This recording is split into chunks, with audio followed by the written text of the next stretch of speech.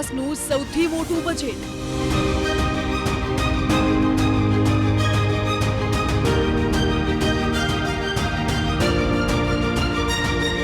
ફાઈજી થી ઝડપથી દોડશે ગુજરાત. વિકસિત ગુજરાતથી વિકસિત ભારત.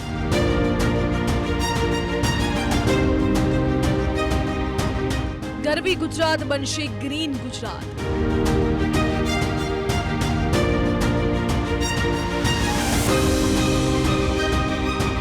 કોઈ પણ ભાર વિનાનું બજેટ.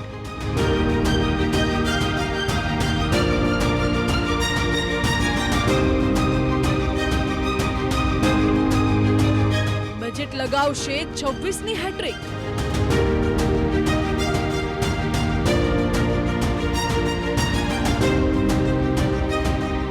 ગુજરાતનું વર્ષ 2024-25નું બજેટ રજૂ થયું હતું. આ બજેટ ગુજરાતના ઇતિહાસનું સૌથી મોટું બજેટ છે, જેમાં 2047નો રોડમેપ નક્કી કરાયો છે. ગરવી, ગ્રીન અને ગુણવંત ગુજરાતના સપના સાથેનું બજેટ રજૂ કરવામાં આવ્યું છે. ગુજરાતનું આ વર્ષના બજેટનું કદ 3,32,465 કરોડ રૂપિયાનું છે. ગત વર્ષની સરખામણીમાં 31,444 કરોડના વધારા સાથે બજેટ રજૂ કરવામાં આવ્યું હતું. ગત વર્ષ કરતા આ વર્ષે બજેટમાં 11% જેટલો વધારો કરાયો છે.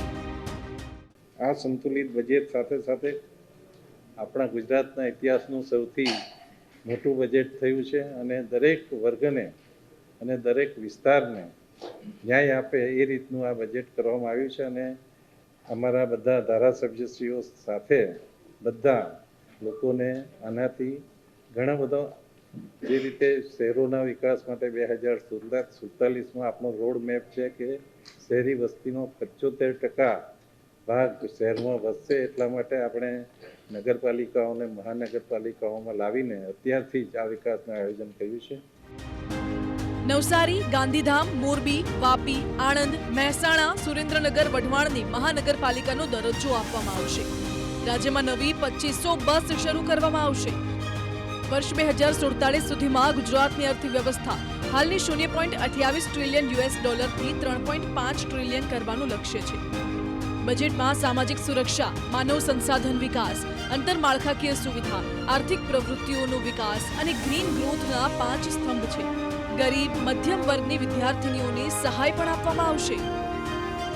ગુજરાતના વિકાસ માટે જે 4 મુખ્ય વર્ગો પર ભાર મૂકવામાં આવેલ છે, આ 4 વર્ગો છે ગરીબ, યુવા, અન્નદાતાઓ અને નારી શક્તિ. આ બજેટમાં 4 વર્ગોના સર્વાંગી વિકાસ માટે પોષણ, આરોગ્ય, શિક્ષણ પર વધુ ભાર મૂકી માનવ સંસાધનોનો વિકાસ કરવા જરૂરી જણાય છે. ઉદ્યોગો આવે છે, સેમિકન્ડક્ટરનો ઉદ્યોગ આવે છે, ઘણા બધા આઈટીના ઉદ્યોગો આવે છે, ફિનટેક હબ જ્યારે આપણું ગિફ્ટ સિટી બનવા જઈ રહ્યું છે ત્યારે આ નાણાકીય વ્યવસાયોના ઘણા બધા આયામો આપણે આપણા યુવાનોને શીખવવા પડશે. આ બધા માટે આ બજેટમાં યોગ્ય વ્યવસ્થા કરવામાં આવી છે. ગુજરાત 2047ની દિશામાં આગળ વધે છે, ત્યારે હાલ 50% શહેરીકરણ છે. આવનારા સમયમાં 2047 સુધી આ અંદાજ 70 થી 75% થઈ શકે છે. હાલ શહેરી વિસ્તારનું મેનેજમેન્ટ, ટ્રાફિક મેનેજમેન્ટ સહિતની બાબતોનું આયોજન જરૂરી છે, જેથી વ્યવસ્થા પણ સારી થઈ શકે. નગરપાલિકા કરતા મહાનગરપાલિકાનું માળખું મજબૂત હોય છે. રાજ્ય સરકાર દ્વારા કોઈ પણ વેરામાં ફેરફારની દરખાસ્ત નથી કરવામાં આવી, તો કેન્દ્ર, રાજ્ય અને લોકલ બોડીના એમ 3 પ્રકારના વેરા છે. કેન્દ્ર અને રાજ્ય સરકારે વેરામાં ફેરફાર નથી કર્યો, પણ લોકલ બોડી વેરામાં ફેરફાર કરી શકે છે.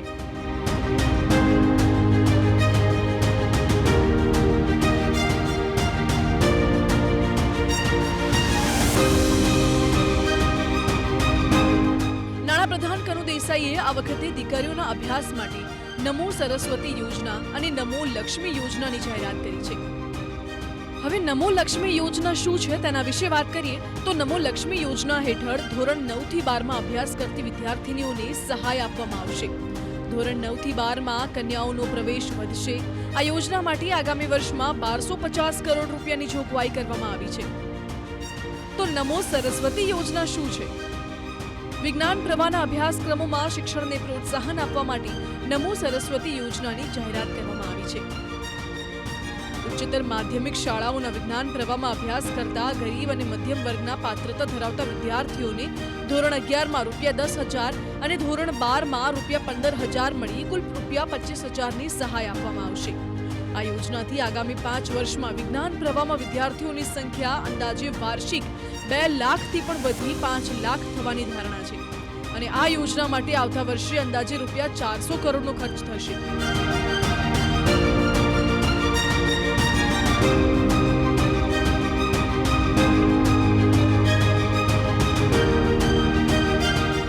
ગરવી, ગ્રીન, ગ્લોબલ અને ગતિશીલ ગુજરાતની પરિકલ્પના સાથે બજેટ રજૂ કરાયું છે. વિવિધ વિભાગોની પોષણલક્ષી યોજનામાં નોંધપાત્ર વધારો.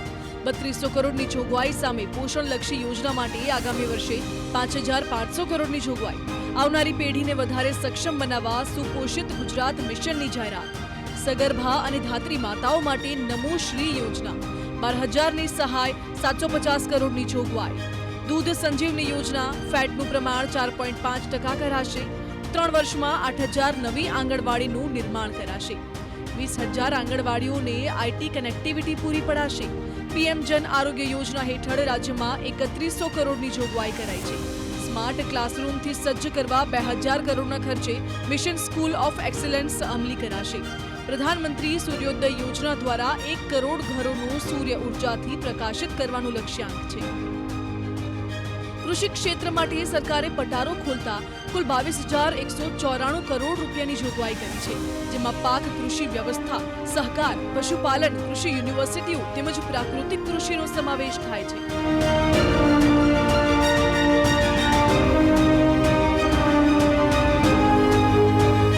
ગાંધીનગરથી કિંજલ મિશ્રા સાથે બ્યુરો રિપોર્ટ, TV9.